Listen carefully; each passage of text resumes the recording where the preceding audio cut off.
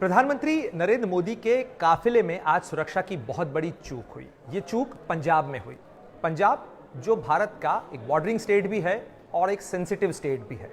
और ये चूक ऐसे वक्त में हुई जब मौसम खराब था। प्रधानमंत्री को भटिंडा पहुंचने के बाद एक रैली को संबोधित करना था, लेकिन खराब मौसम के कारण पीएम अपनी रैली को संबोधित नहीं कर पाए और उन्होंने हुसैनीवाला के नेशनल जो मार्टियर्स मेमोरियल है वहां जाने का उनका कार्यक्रम था और उसमें उन्हें हेलीकॉप्टर से जाना था, लेकिन पीएम ने खराब मौसम के कारण तय किया कि वो रोड से जाएंगे। अब जो स्टैंडर्ड ऑपरेटिंग प्रोसीजर कहता है, हमेशा जब भी प्रधानमंत्री किसी भी जगह की यात्रा पे जाते हैं तो उससे पहले जो उनकी सुरक्षा में तैनात एजेंसी है, जिसे स्पेशल प्रोटेक्शन ग्रुप या एसपीजी कहा जाता है, वो स्टेट अथॉरिटीज के साथ, स्टेट पुलिस के साथ कोऑर्डिनेट करती है और स्टेट पुलिस के साथ ही ये पूरा सुरक्षा का प्लान बनता है। बाकायदा एक एक डिटेल वर्कआउट किया जाता है और उसमें बहुत सारे कंटिंजेंसी प्लान होते हैं। यानी यदि हेलीकॉप्टर खराब हो जाता है तो क्या होगा, यदि पीएम को बाय रोड जाना पड़ता है तो क्या होगा, अगर बाय रोड जाते समय वाहन खराब हो जाता है तो क्या होगा, कोई ऐसी स्थिति आ जाती है जो कि अचानक अनायास आती है तो उस समय प्रधानमंत्री की सुरक्षा कैसे सुनिश्चित की जाएगी, तो उस रास्ते में कौन सा एक सुरक्षा हाइडआउट बनाया जा सकता है,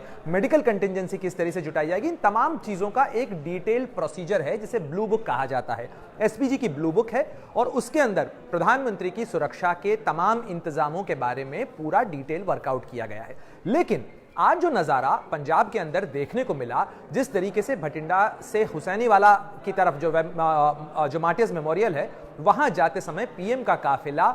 फ्लाईओवर के ऊपर रुक गया और बीच फ्लाईओवर में प्रधानमंत्री का काफिला रुकता है। जो तस्वीरें हैं वो अपने आप में बहुत चौंकाने वाली हैं, क्योंकि फ्लाईओवर के बीच में प्रधानमंत्री की गाड़ी खड़ी हुई है। बाहर एसपीजी के गार्ड्स, जो एसपीजी के कर्मी हैं, वो प्रधानमंत्री की कार को घेर कर खड़े हुए हैं। उसके बाहर एडमिनिस्ट्रेशन के लोग हैं, पुलिस वाले हैं और रास्ते में आगे बसेस खड़ी हुई हैं। इसके साथ ये कहा जा रहा है कि ये प्रोटेस्टर्स ने ब्लॉकेड लगा दिया, जिसके कारण प्रधानमंत्री नहीं पहुंच पाए। कई सवाल इस पूरी तस्वीर से उभरते हैं। पहली बात तो ये कि अगर प्रधानमंत्री के यात्रा कार्यक्रम में बदलाव हुआ था तो भी जो कंटिंजेंसी प्लान के अनुसार रोड रूट डिसाइड किया गया था, उसी रूट के अनुसार प्रधानमंत्री को उस जगह पर पहुंचना चाहिए था और उस रूट से अगर प्रधानमंत्री जा रहे थे तो वहां सुरक्षा को सुनिश्चित करना स्टेट एडमिनिस्ट्रेशन का काम होता है। राज्य सरकार, राज्य पुलिस जो है वो इस चीज को वर्कआउट करती है, डिस्ट्रिक्ट एडमिनिस्ट्रेशन वर्कआउट करता है, जिसके अधिकारी तस्वीरों में नजर आ रहे हैं। लेकिन इन तमाम चीजों के बावजूद आखिर प्रदर्शनकारी किस तरीके से प्रधानमंत्री के सुरक्षा घेरे या उनकी यात्रा के लिए तय किए गए रूट पे दाखिल हो गए, ये बहुत बड़ा सवाल है। ये बड़ा सवाल इस लिहाज से भी है क्योंकि ऐसे समय में ये एक व्यक्ति की नहीं, एक इंस्टीट्यूशन की सिक्योरिटी का सवाल है। भारत के प्रधानमंत्री की सुरक्षा अगर किसी तरीके से ऐसे किसी घटनाक्रम में जेपर्डाइज होती है तो ये पूरे भारत के लिए सुरक्षा और चिंता का सवाल है। और ऐसे में इसीलिए ये तमाम जो डिटेल वर्कआउट किए जाते हैं, ब्लू बुक बनाई जाती है, इसीलिए बनाई गई है कि भारत के प्रधानमंत्री की सुरक्षा फुल प्रूफ बनाई जा सके, उसमें तमाम सुरक्षा के जो इंतजाम हैं वो सुनिश्चित किए जा सके। लेकिन भटिंडा से हुसैनीवाला के रास्ते में फ्लाईओवर पर प्रधानमंत्री की गाड़ी अगर 15 से 20 मिनट तक रुकी है तो ये वो बहुत वल्नरेबल मोमेंट है। ये एक ऐसा कमजोर क्षण है जिसमें प्रधानमंत्री अपनी सुरक्षा घेरे और अपनी सुरक्षा की जो ब्लू बुक है उससे बाहर खड़े हुए हैं या उससे बाहर मौजूद हैं। ऐसे में ये वल्नरेबल मोमेंट किसी भी देश विरोधी या भारत विरोधी ताकत के लिए, भारत विरोधी तत्व के लिए ये एक मौके का अवसर हो सकता था। इसलिए ये निश्चित रूप से बहुत बड़ा सवाल खड़ा करता है। बड़ा सवाल इसलिए भी खड़ा करता है कि क्या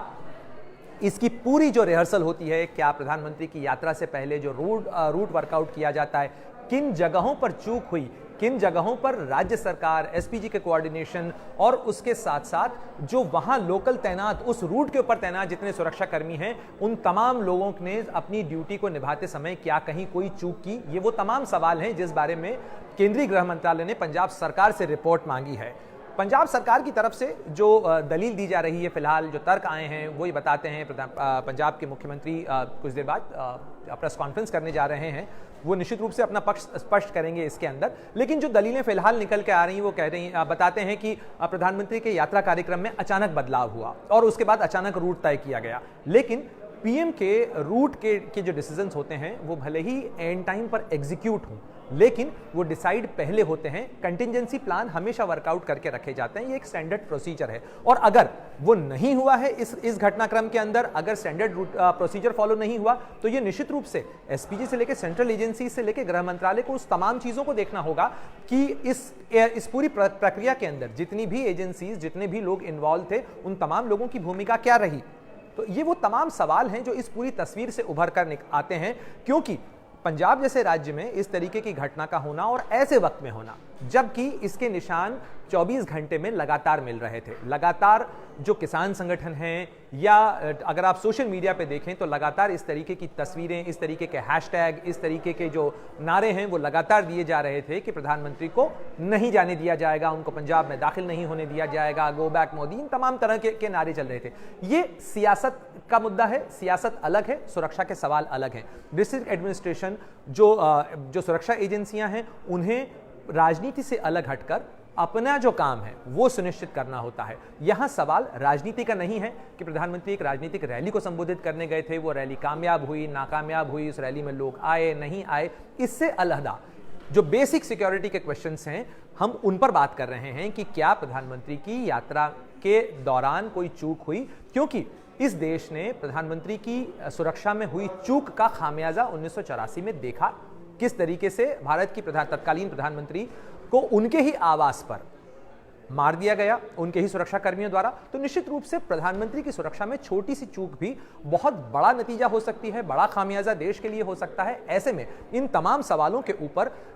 इनके जवाब जो हैं वो निश्चित रूप से बहुत जरूरी होंगे, खासतौर पर न केवल भारत के प्रधानमंत्री की सुरक्षा को सुनिश्चित करने के लिए, बल्कि अगर इस तरीके की फुल प्रूफ इंतजामों के बावजूद, इतनी रिहर्सल, इतनी प्रैक्टिस, इतने प्रोसीजर्स होने के बावजूद अगर अचानक प्रधानमंत्री के यात्रा कार्यक्रम में और शॉर्ट नोटिस पर अगर यात्रा का रूट बदलता है, तो इस तरीके की अफरा तफरी की स्थिति होती है कि एक पुल के ऊपर प्रधानमंत्री की गाड़ी 15 से 20 मिनट तक खड़ी होती है और ऐसे में वो आगे नहीं जा पाते हैं और उन्हें यह सुनना पड़ता है, या यात्रा का जो रूट है वो इसलिए बदलना पड़ता है कि आगे प्रोटेस्टर्स ने रोक दिया है। तो ये निश्चित रूप से बहुत बड़ा सवाल है, जहां तक कि इस पूरी प्रक्रिया का सवाल है, और इस पर डिटेल्ड एनालिसिस और डिटेल